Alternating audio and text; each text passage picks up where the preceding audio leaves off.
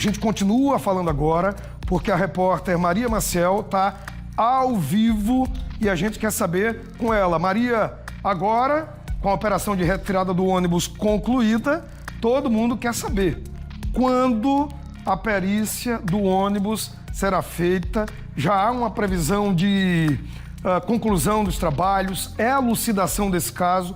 Você, inclusive, Maria, quando esteve lá, quando a tragédia completou 6 meses, em junho, agora, você conversou com parentes das vítimas, você subiu a serra, você subiu no local do acidente. Eu lembro muito bem dessa sua passagem incrível. Aqui é um marco no jornalismo de Alagoas, acompanhada de um parente que falava para você mesma: Maria, eu tenho medo porque eu soube que estão retirando parte desse ônibus. Aí agora, como é que fica a perícia? Quanto tempo vai ser concluída? Conta tudo pra gente, porque você, como mais ninguém, você teve um local do acidente. Você conversou com parentes. É contigo aí, manda ver, por favor. Isso mesmo, Douglas. A denúncia era de que peças do ônibus estariam sendo levadas, o que poderia dificultar ou mesmo impedir aí a descoberta das causas desse acidente. Mas a notícia boa é que, segundo a perícia, o ônibus está íntegro, dá para sim analisar todas as peças, componentes que importam para a perícia. E é sobre isso que eu converso agora com o perito criminal Marcelo Vélez. Bom, como é que então vai se dar essa perícia, O ônibus, do jeito que vocês terminaram esse trabalho, essa operação no último sábado, como é que estão as condições desse ônibus para análise da perícia? Boa tarde. Boa tarde. Então, fizemos uma inspeção visual nesse primeiro momento e o veículo, afora as avarias geradas pelo próprio capotamento, que são avarias inclusive importantes, afora essas avarias ele encontra-se relativamente íntegro, com suas partes ainda no local. Então, a análise pericial vai repousar sobre o sistema de freio, o sistema de tensão, de dirigibilidade, de transmissão, o sistema de ar, já que esses veículos pesados se utilizam do sistema de ar como suporte aos freios e algumas outras operações.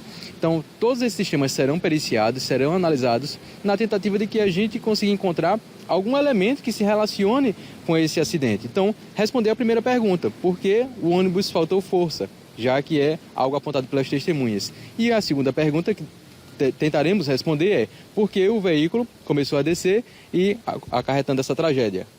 Agora, em relação ao tempo que o ônibus ficou lá, isso atrapalha, pode comprometer o trabalho da perícia?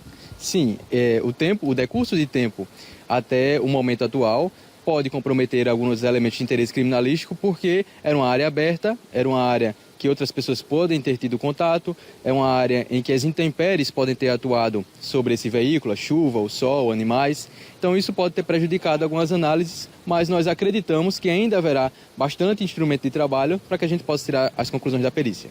A gente sabe que sozinho não vai ser possível, se debruçar toda essa análise, Quem é que vai fazer parte desse grupo, que trabalha nessa perícia?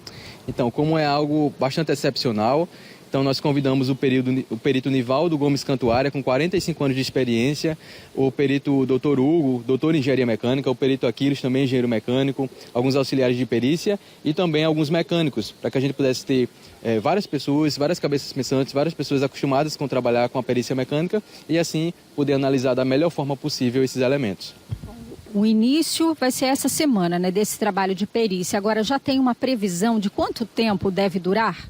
Não, a gente não consegue ainda dar uma previsão, porque a gente não sabe, nossa equipe não entende ainda o quão complexo será. Um veículo um pouco maior, ele é um pouco mais complicado de desmontar do que um veículo de passeio, um carro menor, uma moto, por exemplo. Mas nós acreditamos que no decorrer dessa semana, essa perícia será realizada, talvez até concluída, e a partir da conclusão da perícia, em 10 dias o laudo pericial deve ficar pronto nos termos do Código de Processo Penal. É isso que mais importa, principalmente para as famílias das vítimas, que é justamente saber o que aconteceu, qual seria a causa ou as causas desse acidente, se foi falha mecânica, se foi falha humana. A gente tem até o depoimento da esposa do motorista dizendo que ele tinha dito: olha, estava sem freio, estava com problema. Se tiver algum problema desse tipo, essa perícia consegue identificar?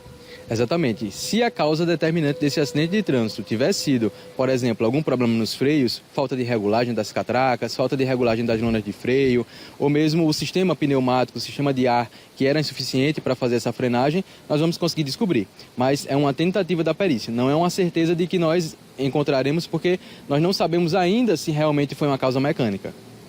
Okay, muito obrigada, então, pelas informações. Douglas, conversando então aqui com o perito Marcelo Vélez. Se você tiver algum questionamento, pode fazer agora que ele está te ouvindo. Certo, Maria, rapidinho. Marcelo, boa tarde, bem-vindo ao Fique Alerta, aqui é o Douglas, eu estou no estúdio. E a pergunta é a seguinte, Marcelo.